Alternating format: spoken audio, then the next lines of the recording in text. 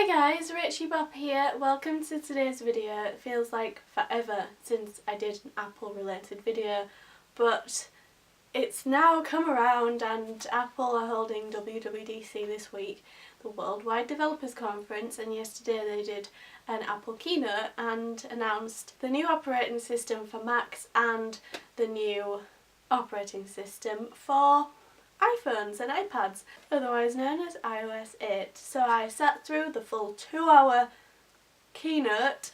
Oh my goodness, so long. But it flew by because there's so much cool stuff. So I'm going to go through everything like I normally do, just through my list and let you know what I think about each thing, and you guys can let me know what you think about them in the comments. The first thing they announced was a Mac OS X, which is the operating system, and it's called Yosemite, like the park. I used to call it Yosemite, but and for the past year or so I've been teaching myself to say Yosemite, Yosemite, and now I've finally got it Yosemite. And they then went on to talk about Yosemite, and that is it has new icons in the dock along the bottom, and it has dark mode. Everything is translucent and 2D except for the trash can, that's 3D. This is the first time that they've ever used a different colour scheme, so it's a pretty big, bold move. You can edit the widgets and you can add third-party widgets. It was very much about customization throughout this whole keynote. Spotlight is becoming like Google, so they're kind of trying to eradicate Google, or that's the impression that they're giving. iCloud is now in menu down the left hand side, so it's more accessible, and iCloud attachments in Mail can be added up to 5 gig, which means you're not going to have to use your Dropbox account. Personally, I'm a subscriber to Dropbox, and that would be something that might make me stop my subscription, because you can add such big things. Unfortunately, I use Hotmail and the limit on that is like 10 meg. And it's rubbish. But for Mac users, that eradicates like WeTransfer and Dropbox, especially Dropbox, because you pay for that if you use it a lot. Yosemite lets you draw a signature to sign docs on the laptop. You can trace your finger on the trackpad. So cool. Safari has a no favourites bar. They just show it up in a list when you search. It's faster than a Firefox and Chrome, this is what they said, and all the others, which is a bit of a generalisation. I don't know how true that is.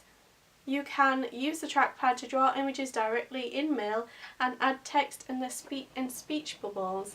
That's pretty awesome, and that could very well become something very unique and could flourish and show people's artistic talent quite well, I think. AirDrop works between iOS and Mac. It's a pretty big deal. It's so ridiculous that I didn't. So that's awesome that's coming. You can now get non-iMessages on the Mac, which means you can actually dial numbers and call people from your Mac. Developers get Yosemite now, and the rest will get it in August or fall for free. That's so amazing that it's free. And it really does make you kind of think, is Windows really worth it? And I hope Windows will follow suit and start giving upgrades for free, but I just can't see it happening. Non-developers can sign up for the beta program for the first time ever, which is pretty cool, but beware, it might be a little bit buggy, so you might want to do it if you have a duplicate device or something like that. Then they went on to talk about iOS 8, which was the real reason why I was watching. And they were saying how some people are not on the latest one, and when iOS updates come out, I literally have to go through all my family and friends and like just give them a nudge to say, I don't know if you know, but the new operating system's out, because they just don't know. Like, unless you're keeping up to date with the technology that you have, you don't know. So I really think, I thought when they said at that moment that it was going to actually update you and tell you that there's an update available. I think that would be just one simple thing that they need to do, but I'm not sure that it's going to do that. I guess we'll see in August if that actually happens. and it does notify you that you can get iOS 8, because people just don't know, and that is why they're not on iOS 7 right now, because they have no idea that they can do it. New with iOS 8, there's heaps of stuff. One of the things is to pull down to respond to a message, so if a message pops up in the top and you have it set to do that, you can just pull it down, type back and send it. I am getting iOS 8.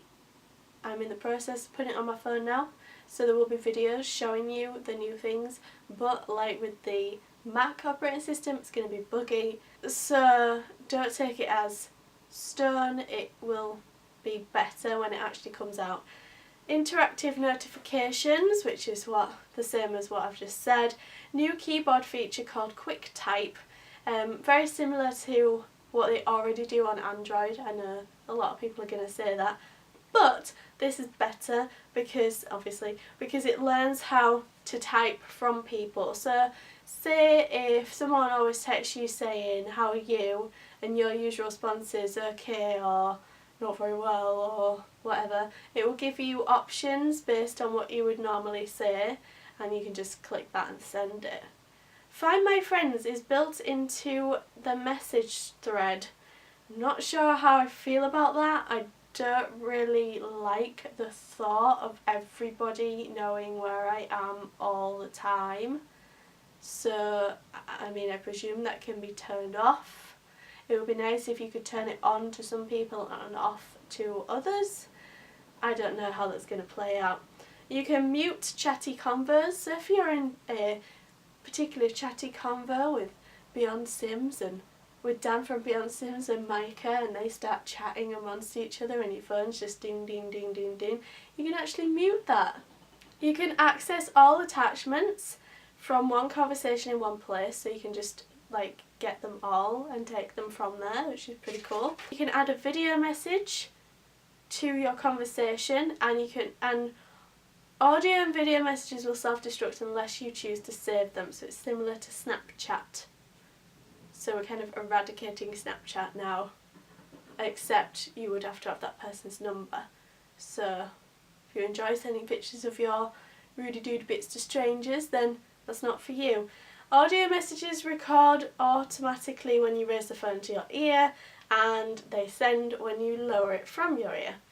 New features for business mail, VIP threads that will send you notifications, so you can set things to priorities and according to priority, you can make them important, so it only notifies you if this is an emergency, that type of thing. Then they mentioned about the new health app, and that looks pretty cool, and also kind of hints at maybe an iWatch that they might announce when they announce the new iPhone in September or October, I presume.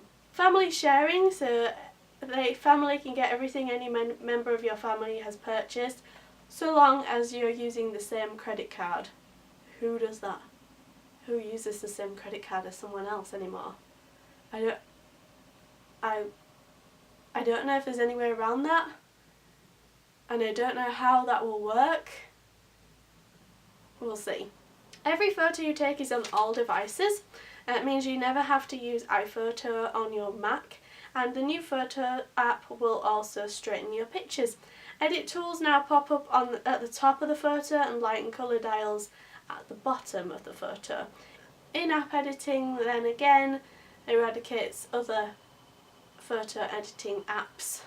Edit a photo on one device and it will show as edited on another device, and they said they're working on a new photo service for the Mac using iCloud. They're building it completely from scratch, and that's going to be coming out next year. Then they said 3 words: hands-free Siri. All you have to do is go, "Hey Siri," obviously you have to have your iPhone. That's so awesome. Siri now has Shazam song recognition. You can purchase iTunes content with him or her. Streaming voice recognition, 22 new dictation languages. There's a lot of languages. How many languages are there in the world? I don't know.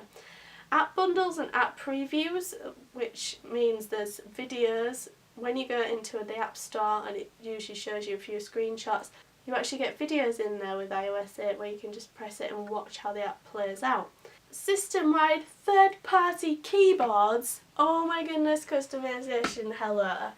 Pink, pink, pink. Third-party apps can now use Touch ID. Not sure how I feel about that. I feel like someone might steal my fingerprints. I like the idea of, I was using the PayPal app the other day and I thought that could be quite good for PayPal, but I don't know how comfortable I feel about using it with other apps. I don't know. Apps can now control more features of the camera, and new gaming graphics come as standard with something called Metal. And Metal means console level games on iOS. They showed an Epic Games Zen Garden demo which will be in the App Store for free when iOS 8 launches. Big update to Sprite Kit library, better physics lighting inverse kinematics if you're a developer, and new programming language called Swift, which means you get better apps and they're faster to market. That's what it means to the people that aren't developers, but for the people that are developers and that aren't, it's going to make things a lot easier. But then you don't want loads of like crazy people just trying to build lots of naff apps and bombard the App Store, so I don't know how they're going to stop that. Swift Language Guide is now in the iBooks store if you want to have a look at that, and the Swift apps will be allowed in the App Store on Mac and iOS on the day of release. iOS 8 will work on everything back to the iPhone 4S and the iPad 2. That doesn't actually go back as far as I thought it would.